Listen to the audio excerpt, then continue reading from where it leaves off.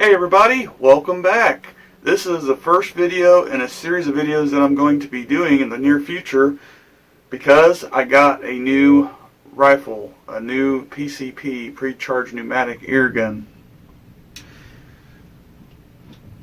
Let me show you here what it is. This is the Gen 2 Diana Storm Rider. Unloaded, safety checked.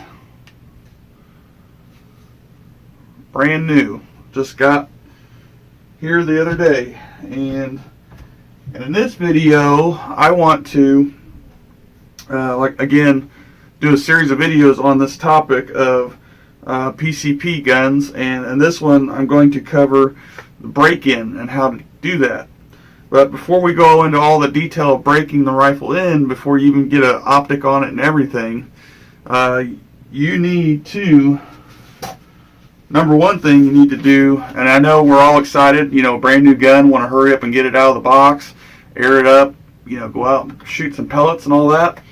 But as always, the number one thing you should do as soon as you crack the box open and check the rifle out, make sure everything's there, read the manual, because there's some tips and instructions, and everything in this book will tell you everything about the air gun that you just recently got.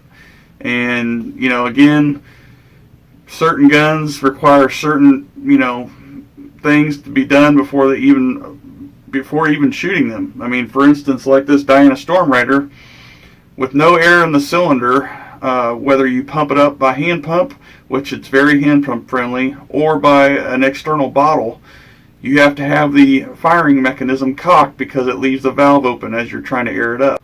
Okay, the number two step with a brand new gun like this is you want to look in the barrel. You want to check the barrel out, make sure there's no obstructions in the barrel. Not saying that there will ever be, but there's a chance, you know, you never know.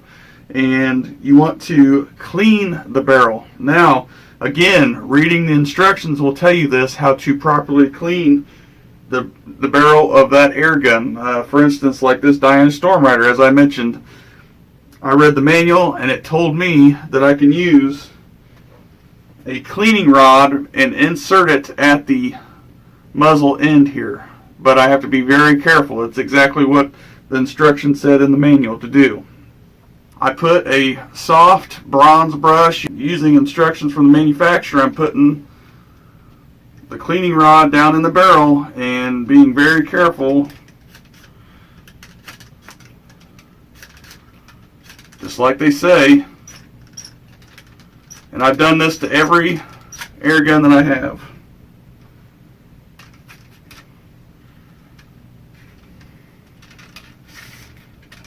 Pull up. I then take a patch and my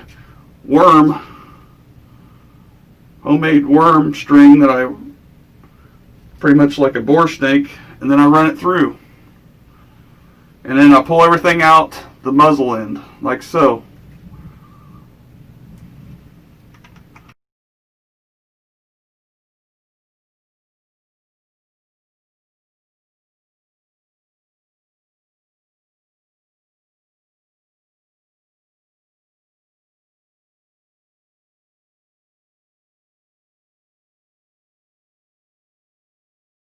Yep, cleaned it out, got some of that grime and dirt and everything else out of the barrel that was left in from machining.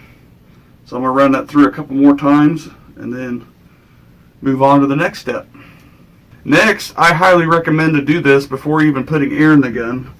I use silicone lube. Now, whatever parts, like this air rifle has a port with a probe, any parts that have an O-ring or any wear and tear that can be done, hit them with the spray of this silicone. There's O-rings and PCPs that help seal, so just hit them a little bit, ease the wear and tear, you know, get everything lubed up, and then you're ready to go. Once you get it aired up, be ready to shoot some pellets through it. I fire lap the barrel with a heavy pellet, Barracuda match 21 grain and 22 cal. That's what this Diana Storm Rider is, 22 cal, but it doesn't matter the caliber. I just use a heavier pellet because, for one, more contact area on the rifling, and two, it helps with the seal, the actual valve and everything in here. Helps get the valve seated better, in my opinion. I've done that on the past couple guns that I've had, and they shoot great. So we're outside here, and I'm getting ready to shoot some pellets through this. I'm not worried about accuracy, not worried about precision or chronograph numbers right now. I just want to get the barrel fire lapped. So get the microscopic burrs out of the barrel, just coat the barrel, get it broken in, get the valve broken in, get it seated really nice and tight.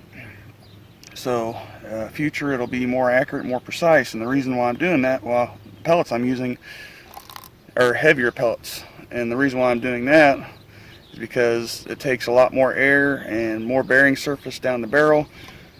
So I'm going to shoot, I got the magazine filled up here, 7-round magazine. Each magazine varies, but magazines make shooting quicker.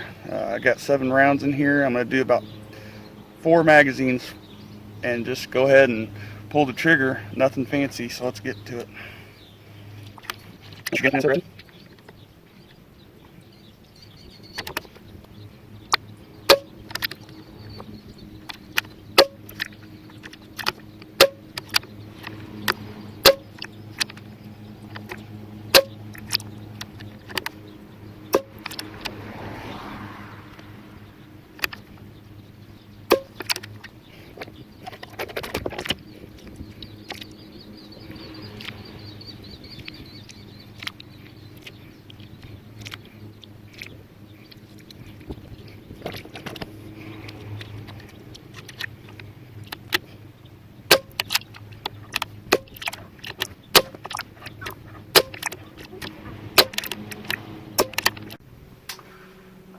Okay, so if you're wondering, a little bit of extra details about this gun. I was shooting between 180 and 150 bar when I chronographed these pellets after I got it all seasoned in. After about, I think it was 4 magazines I shot through it, which it holds 7 rounds. Yeah, so 7 rounds of 22 pellets. I shot 10 or so in the chronograph, and it was crazy insane, guys. This right here is the most powerful PCP and 22 cal that I personally own and shot so far, that I think it was almost 32 foot-pounds of energy at the highest, but it averaged over 30 foot-pounds of energy per shot in the shot curve between 180 bar and 130 bar. Whew, that was crazy. I couldn't believe it was that powerful until I got my chronograph out. But anyways, that's another thing. Chronograph, a lot of people have them and a lot of people don't. And I recommend one because it's going to help you in the long run figuring out problems if you're having problems. If not, you would never know. It can detect, to me, the velocities and stuff like that. Detect if there's a leak, a bad O-ring somewhere, if you got a big shot, difference each shot velocity-wise. All kinds of stuff. Now I know on this gun it is not regulated yet, but I do have a regulator for it. So you're going to hit that shot curve like mentioned earlier, a 180 bar down to 130 bar. That's that's like the best shots you're going to get out of this, from starting low, going up high, and then going back down low again. So anyways, guys, I hope you enjoyed the first part of this series. Again, my break-in procedure. Many people have different routines, how they do things. So but this one's mine, and it's been proven to me that it's been working so far, and we'll see the next video, guys. I'm going to get out of here, but I'm going to tell you the next part with this new rifle is putting an optic on it and getting it on paper to group, and show you some tips and tricks that I know and haven't mentioned yet. So we're going to get that sighted in, get the scope on there and get it mounted and everything. So hopefully you guys enjoyed the video so far. Thanks for keeping up and keeping along. I'm trying to keep the video as short as possible, between, lesser than usual. So we'll see you on the next one, guys. Thanks again.